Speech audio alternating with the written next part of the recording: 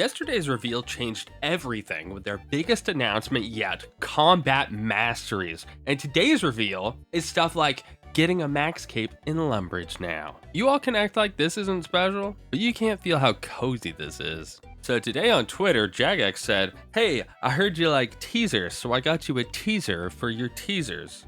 Smash that like button." So we're not looking at a new relic today, but rather a series of minor changes that may actually add up to pushing you over the edge on whatever regions you're stuck in between right now. We'll just start off with the one that I mentioned in the intro, which is the Max Cape, available to everyone. And man, this is a 1 year that I wanted to go as Garnia, and I was kind of looking forward to getting it there, but nope, you can just get it here now. Hopefully they still have where I can go to the island and hang out with Max. Maybe I'll do that. They've changed the way resources work in leagues. This is actually really cool. Did you pick the wrong tier 1 relic? Are you getting crashed in your spots? Well, Leagues now has dramatically raised the respawn rates for things like rocks and trees. Should be a big quality of life thing. It's now easier than ever to spam your achievements to whatever channels you want. Your clanmates will go crazy, in a good way or because they're annoyed, maybe. This is perhaps the most quality of life-ish quality of life update. It's a very yeah, okay, thanks. Here's an actually really big one. Melee Zulrah. Zulrah? It's not really that far away, right? Well, now you can actually reach your hands out over the water and give them a good bop. This does seemingly only work with things that actually have the range for it though. Dare I say the largest announcement from that is that mega rare vouchers are now a thing. We were told before that you could get all the mega rares from a single raid, but didn't really know how, like if they were all on the same drop table, like are you gonna get 3 scythes before you get the T-bow that you really wanted? Well, haha, just kidding. They've actually removed them all from the raid. That's right, you're not getting a scythe or a T-bow or a shadow from your raids anymore. Sorry, instead you're getting this piece of paper, which you can redeem for any of those things. So you get to pick, which is really cool. You can actually sync it up with your styles instead of being like, oh, cool, my off style got an upgrade. All right, let's do some more. Less sharing, less caring, maybe?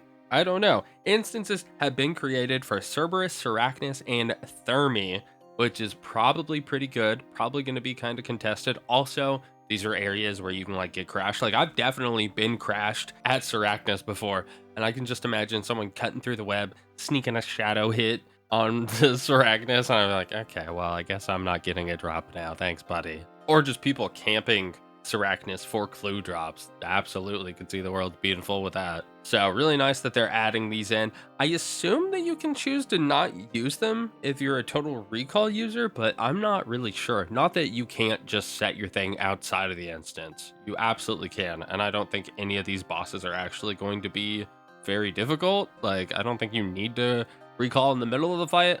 So not really doing anything bad for Total Recall. I mean, oh my god, Total Recall sucks in the garbage. Banknoters, stay laughing.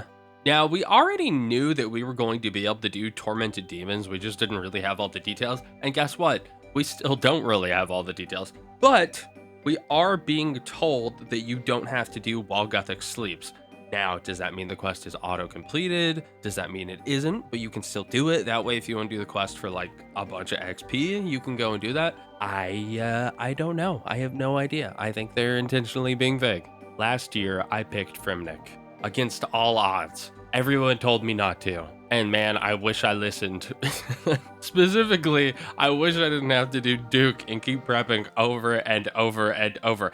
Well, guess what, Fremnik fans? No more. You can now actually just have a whole inventory of supplies ready to throw down Duke's throat. It's actually massive. If you haven't done a lot of Duke, this really is a nice sanity saver. Okay, I know I said the mega rare thing was probably the biggest thing, but for me personally, a pet enjoyer, Transmogs like the Dusted Olmlet are now going to carry over.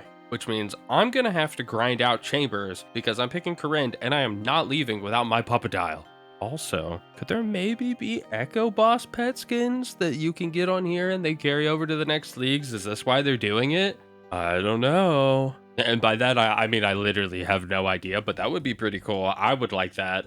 I legitimately would probably change one of my regions if that's the case. I'll let you guess which one of the transmogs into an Echo boss would be my favorite in the comments. And you can go ahead and tell me which one would be yours. And while you're down there, I'd love to hear what you think of these updates. Are any of these actually substantial enough to kind of change your regions or your relics, or maybe just kind of changing your general order of plans that you're going to do? And now that we're at the end of the video, if you hadn't planned on subscribing, I'd really appreciate it if you consider it. The League's videos have been doing great and the conversations around them have been so much fun, and I'd love to keep it going. But until the next one, take care. Goodbye.